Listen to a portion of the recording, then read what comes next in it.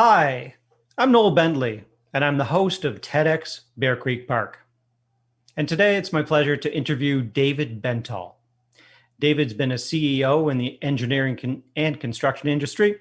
He's spent 25 years advising and mentoring hundreds of leaders. He's an author of 3 books now. So welcome, Mr. David Bentall. How are you today, David? Good, Noel. Thank you very much. It's the first time I've ever been introduced to someone who's written 3 books because the third one just came out. So thank you for mentioning that. All right, congratulations. Thank you. And of course, David is one of our speakers at the upcoming TEDxBearCreekPark 2021. And here's an opportunity to learn more about David, about his amazing idea and everything surrounding that. So David, why don't you just tell us a little bit more about yourself and where you are in your world, in your life right now? Great, Noel. Well, it really goes back to my grandpa who came from England in 1911 and built, at the time, the tallest building in the British Empire, caused a bit of a sensation when he did that. And then my grandpa built a construction real estate company, and my dad worked there for 50 years. And so, Noel, I grew up in an environment where I thought that's what my life was going to be, real estate, construction, and engineering. And yes, I became president of the company. But after a season of my dad being in partners with his brothers, they sold the business. And so I found myself 25 years ago without a job, without a company, without a direction. And so I've spent the last 25 years helping other family executives in business. So fundamentally, I teach university and help families. So it's been a good news, bad news story. Came from a wonderful family with a wonderful business, and now trying to help other families to create things. So it's an interesting transition. I thought I was going to be a real estate developer, and now I'm an author and a professor. So it's quite a shift midlife, Noel. So that's what I'm up to. It's quite a lot. And for people that want to know, why should they come hear your talk, essentially online, and why should they hear it? What are they going to get from it?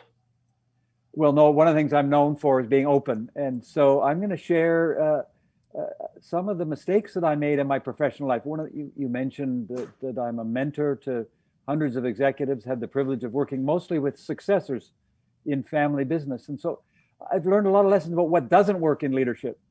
And so I haven't invented 10,000 ways to not make it work, but I got 9 ways that I tried in my career. So I'm going to share some of the things I've learned from some of the mistakes, frankly, Noel, primarily thinking about emotional intelligence. I think God gave me a pretty good brain, but my emotional intelligence was not very well developed when I was younger. And so I've really had a journey to realize that emotional intelligence can not only help our career, it can turbocharge it.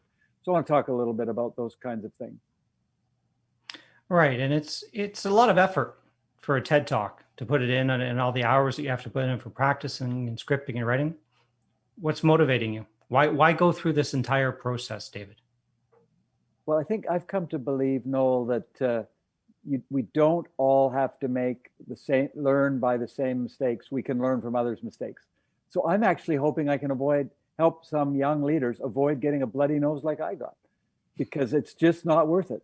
Our kids laugh that their dad, I played rugby all through high school and university, and our kids laugh when they think about the fact that I got my nose broken 5 times. I point out to them, actually, I never broke my nose. It was other people who did that for me. But I got a bloody nose and broke my nose in our family business. And so I want to help young people, avoid in their professional lives getting a bloody nose or a broken nose. It's really, I'm wanting to help other people avoid the pain that I had, frankly. Right. And you've had this long career of working with leaders.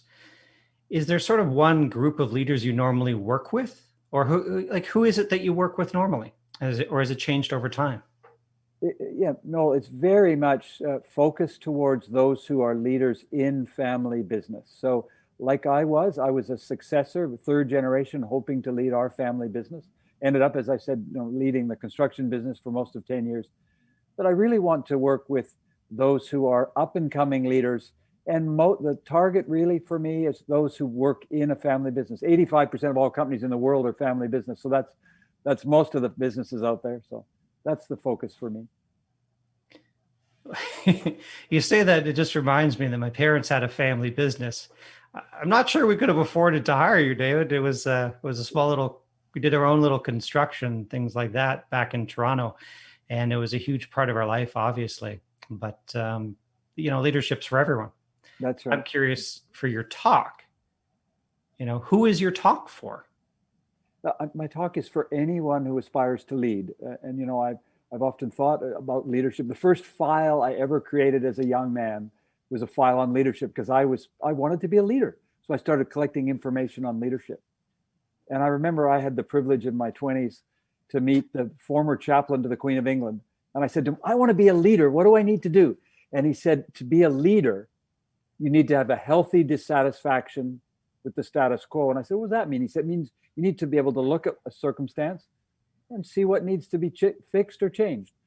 And Noel, unfortunately, I developed an unhealthy dissatisfaction with the status quo. I became an iconoclast, trying to change everything. But we all are leaders, whether we're moms in the home, we lead in what we're doing, whether we're working in a professional environment, whatever we're doing, we are leading in one way, in our community, on our hockey teams, our soccer teams, whatever. We all have an opportunity to lead. And so I would like to share some leadership principles that would help anyone who's interested in being better as a leader. Well, fair enough. And you've already talked about some of the challenges you've had, certainly within the family business, and some created possibly by yourself, some external. A lot created by me. well, unfortunately. Appreciate your candor. I'm just wondering what you see in terms of, is there going to be a challenge for people to take your idea and make it and then use it in their life or implement it? What do you think? Yeah, I want to be really practical. I think that one of the things that really got me into trouble was I had some heroes that I looked up to, and I tried to follow their example, and they were world-renowned heroes, but they didn't have the style that was appropriate for the theater that I was operating in. I was in a family business, and the leadership style I was using might have been good for these other leaders, but was not right. So I want anyone who comes to hear my remarks, I want to help them realize the heroes we choose have a huge impact on how we lead, and also, frankly, on how we interact with other people. So it's going to be a takeaway. The question is going to be, whose example do you want to follow? Who are your role models? Who are your heroes is really what we're going to get to. Okay. Well, fair enough. And I have to ask, because just looking down there, do you want to let people know what's up with Tigger down there? Sure. So Tigger, I wore a tie most of my professional life, and some people say I take myself too seriously. And I was getting some coaching about 20 years ago, and my coach challenged me, and she said, you've got to take yourself less seriously. And I said, okay, what do you want me to do? She said, buy yourself a stuffed animal. Well, what's your favorite stuffed animal? I said, well, I've always been a Tigger fan. She said, buy yourself a Tigger and strap it to your briefcase on your next business trip, and see if that can help you not take yourself so seriously. So the Tigger's there as a reminder to not take myself too seriously. So, all right. And how did that work out for you? It was interesting. I didn't even get to the check-in line at the airport before people were saying, what the heck's with the Tigger? And they were all laughing, and who are you? And people were pointing and looking at me. And then when I'm leading meetings, I arrive in a board meeting, I walk in with the Tigger, like, what's up with, like, so it was pretty hard. It was pretty hard to get away from the fact that I was my colors were nailed to the briefcase, so to speak, rather than to the flagpole.